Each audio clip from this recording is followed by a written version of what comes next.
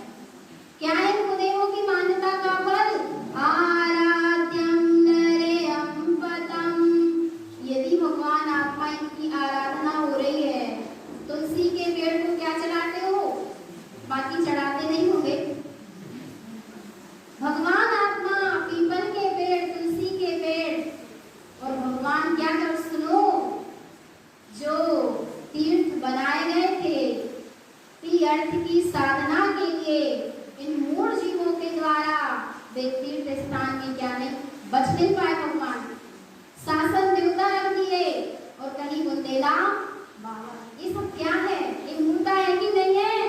भगवान आत्मा ऐसी मूर्ता करो मत, और जो कर रहे हैं उनकी अनुमोदना मत करो, और यदि सामर्थ्य है तो ऐसी मूर्ता का क्या करो भगवान? खंडन करो, विरोध करो, खड़े रहो सत्य के लिए।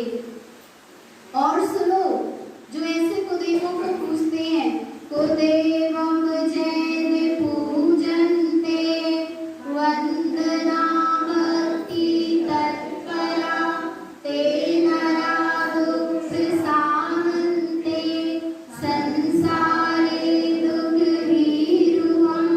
कुदेवम जैन पूजन्ते, भगवान आत्मा गुरु महाराज से तो बाद में मिलेंगे, पहले किसके पास जाता है जी? किसके पास? मिलने तो गया था गुरु महाराज से, पर पहले मिलन किसी और से कर लेता है। और जब हृदय में विपरीत मान्यता को पहले बिठा लिया तो गुरु महाराज का उपदेश कैसे आत्मसात होगा?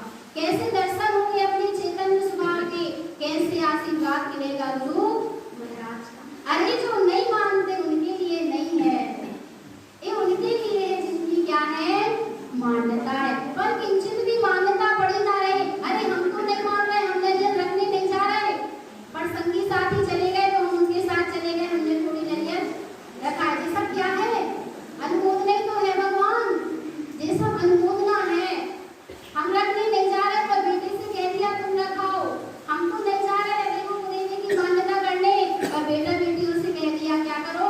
चले जाओ, कराओ। ऐसा अपने बुजुर्ग करते थे, ऐसा नहीं भगवान। सुनो, इनकी वंदना भक्ति का फल क्या है? कुदेवम जैन पूजन्ते, जो कुदेव को पूजते हैं, वंदना भक्ति तत्परा, उनकी वंदना भक्ति में जो तत्पर रहते हैं, ते नरा दुःख सामन्ते, वे जीव दुखों को सहते हैं, संसारे दुःख भीरुवम्, और सदा संसार में दुखित रहते हुए भयभीत रहते हैं। तो ऐसे कुदेवों की किंचित भी मान्यता नहीं होना, और यदि हो तो निगाह देना, लगा दी ना रहे, अंश मात्र भी इनकी मान्यता ना रहे, भूल कर भी इन कुदेवों देवों की अनुमोदना ना हो जाए। और सुनो, कुदेवम जैन मानन्ते, जो स्थानम जीवी जायते, ते नरा भयभीतस्य संसारे दुःख दारुणम्। कुदेवम जैन मानन्ते, जो कुदेव को मानते हैं, और स्थानम जीवी जायते, जहाँ कुदेव हैं ऐसे स्थानों पर जाते हैं वे जीव, ते नरा भयभीतस्य, वे जीव भयभीत रहते हैं, क्योंकि वे जिनको मान रहे हैं ऐसे कुदेव स्वयं कैसे हैं? भयभीत हैं। और भगवान आत्मा जो स्वयं भयभीत है, उसकी मान्यता करने से क्या मिलेगा? भयभीत हो जाओगे कि अभय हो जाओगे? क्या हो जाओगे? भयभीत हो जाओगे। अभय कहाँ होगा जी?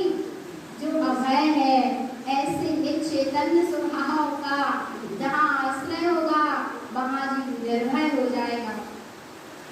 संसारे दुःख दारुणम्, और संसार में दारुण दुखों को भोगता रहता है।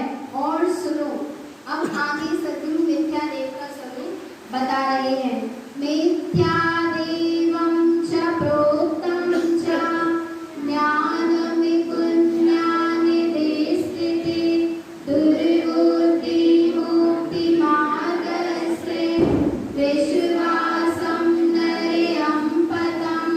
मिथ्या देव का स्वरूप कहते हैं ज्ञानम कुज्ञान दृष्टते, जो ज्ञान को कुज्ञान रूप देखते हैं, ज्ञान पर आवरण करते हैं, दुर्बुद्धि मुक्ति मार्ग से, वे भगवान आत्मा दुर्बुद्धि हैं। ऐसे जो मिथ्या देव होते हैं वे दुर्बुद्धि के धारी होते हैं, और जो जीव दुर्बुद्धि मुक्ति मार्ग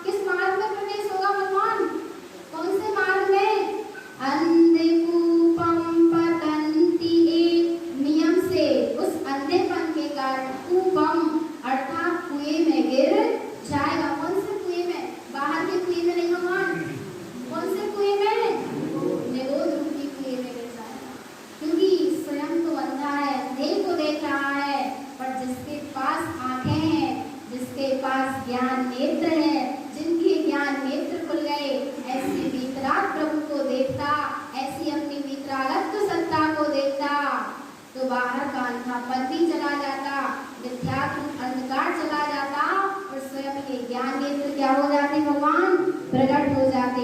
अब और कह रहे अदेव मुझे निर्देशन्ते, जो क्या करते हैं? अदेव को देखते हैं। जब किसी से प्रश्न किया जाता है कि वहां चले जाएं, देख लें तो क्या होता है? तब लोग उत्तर दे देते हैं कुछ नहीं होता, दृश्य जैसे देख लो। पर सदगुरु क्या आज्ञा दे रहे हैं? तो परमात्मा क्या आज्ञा दे रहे हैं?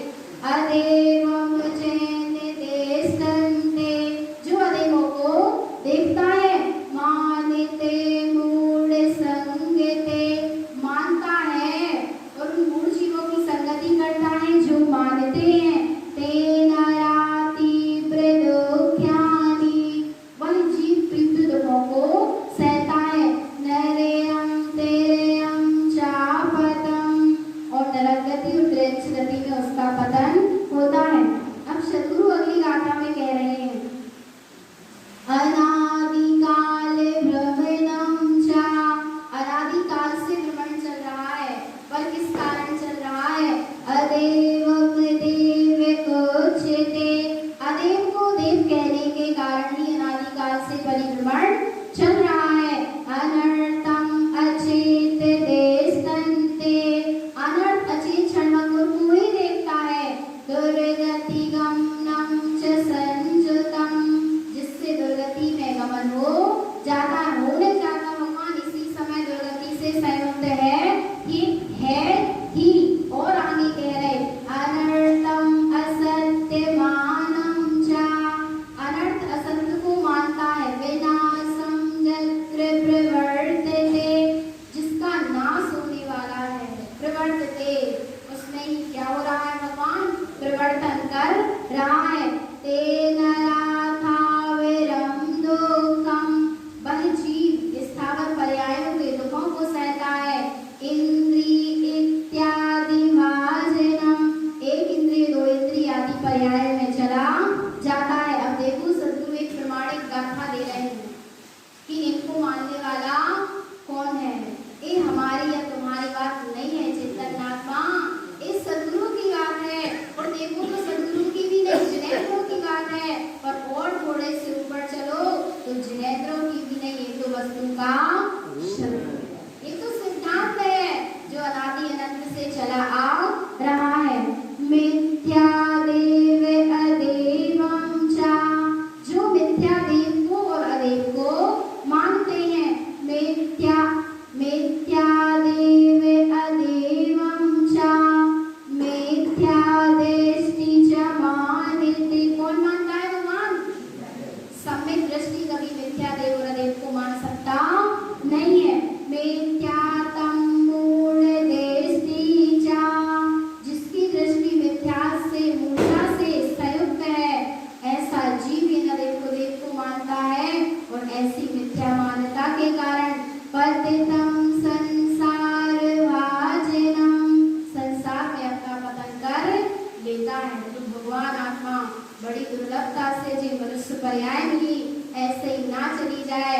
वितरागी परमात्मा का निर्णय करके, सच्चे देवदास गुरु का निर्णय करके, सच्चे देवदास गुरु के श्रद्धानी बने। और सबसे पहले तो इसके श्रद्धानी बने, निज के श्रद्धानी बने, स्व सत्ता को जाने, स्व सत्ता का परिचय करें और ऐसी मिथ्या मान्यता का त्याग करते हुए सम्यक शाश्वत स्वभाव की मान्यता करें, श्रद्धा करें। यही सदगुरुदेव की परम पावन देशना है। बोलिए आचार्य भगवंत श्रीमद जैन तारण मंडलाचार्य महाराज की जय।